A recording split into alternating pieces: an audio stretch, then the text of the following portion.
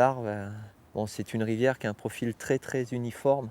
Donc une entrée tête de courant, des très très grands lys qui s'étirent à perte de vue, avec beaucoup d'empierrage puisque les digues ont été faites pour éviter les débordements un peu capricieux de la rivière. Et c'est aussi, voilà, cette couleur blanche, on va la retrouver aussi dans le Rhône jusqu'à quasiment Bellegarde, parce que l'Arve est le principal affluent du Haut-Rhône. Donc c'est lui qui teinte le Rhône jusqu'à en dessous de Bellegarde, c'est-à-dire quasiment 1 heure d'ici. Elle est pêchable parce qu'on voit la bande de galets, ce qui veut dire que les poissons sont tout à fait aptes à suivre un leurre ou à venir taper sur une proie, hein. On sous-estime toujours la capacité visuelle des poissons. Je peux vous assurer que dans une eau comme ça, ils voient très bien. Alors que c'est une rivière qui est assez riche, hein. Pour un régime semi-glacier, il y a énormément de nourriture dedans. Donc l'Arve en moyenne là, va faire une vingtaine de mètres de large, 20, 25, 30, 40, 50 mètres suivant les endroits. Donc à chaque fois le poste à pêcher fait en moyenne 800 mètres à 1 km.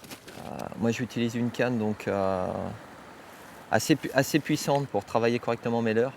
Donc j'ai une 5,21 grammes, 1,90 m, c'est une monobrin sur laquelle j'ai équipé donc avec un 2500 FG, un Luxor. Donc c'est une canne qui va me donner l'avantage de pouvoir utiliser des grammages suffisants en termes de poissons, puisque je vais pêcher avec des tailles assez conséquentes, c'est-à-dire que je vais souvent utiliser au moins du 50 mm, donc c'est-à-dire 5 cm, jusqu'à parfois 11 ou 13 cm en poisson nageur. Parce que le but, c'est pas forcément de faire plein de poissons, ce que je veux, c'est faire des beaux poissons. Donc j'ai une presse fine là, qui équipe mon moulinet en 8 centièmes, qui résiste à peu près à 6,9 kg, à laquelle j'ai ajouté un long fluorocarbone dessus, qui fait environ 4 mètres de long, pour amortir l'effet de résonance de la tresse. Alors j'ai toujours une petite boîte où j'ai un vrac de poissons nageurs. Donc ils ont tous des profondeurs de nage différentes, des volumes différents. Il y a des tout petits si vraiment j'ai besoin. Et sont tous prenants à des moments spécifiques. C'est-à-dire que c'est la complémentarité des leurres qui permet de réussir dans une journée.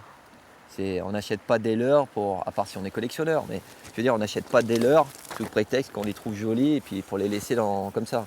Moi, tous mes leurres me servent. J'ai un regret, c'est quand je perds un leurre qu'il m'a fallu 5 à 6 mois à obtenir parce que s'ils sont souvent en rupture, les très très bons leurres.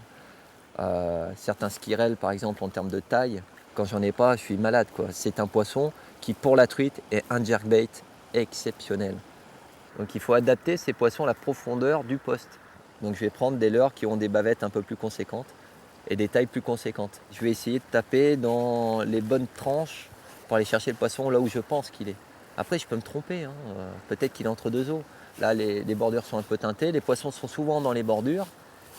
Et dans les courants intermédiaires, ils vont être dans les bordures, mais aussi au milieu du chenal parce que le courant est moins fort.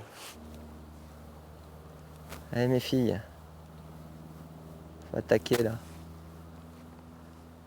Là on a un poisson qui vient de taper là dans les pieds. Toute petite fario d'Arve. Voilà. Donc elles n'ont pas peur de venir chercher un poisson qui fait quand même 6 cm. Donc ça c'est un bébé. Alors bien sûr quand on pêche au poisson nageur, l'ustensile important c'est d'avoir une pince. Déjà parce qu'on ne met pas les doigts sur un trip parce que ça peut faire mal. Qu'on a plus de force avec la pince pour défaire. Là vous voyez, hop, en 2-2 sur les ardillons. C'est bon ma titi? Allez, tu repars, ouais, tu vas repartir. Allez, repars. Va te chercher ta grand-mère s'il te plaît, hein, histoire que je m'amuse, un petit peu aussi. Donc voilà, poisson qui repart en pleine santé. Donc on a sauvé, on va dire, l'esprit de la pêche, c'est-à-dire on a évité d'être capot. Elle suit, là, elle suit. Là, voilà, là ça arrive. C'est un peu plus gros, oui, c'est un peu plus gros, je la vois. Allez, ça fait 5-6 cm de plus. On va la maintenir dans l'eau. Voilà. Donc c'est un poil plus costaud. Voilà, là se laisse manipuler assez gentiment, c'est plutôt bien. Donc là on va décrocher le triple là, ici. Si je la tiens un petit peu mieux. Parce que là ça va lâcher, voilà. Et là on voit bien, voilà, on voit bien qu'elles sont bien toniques.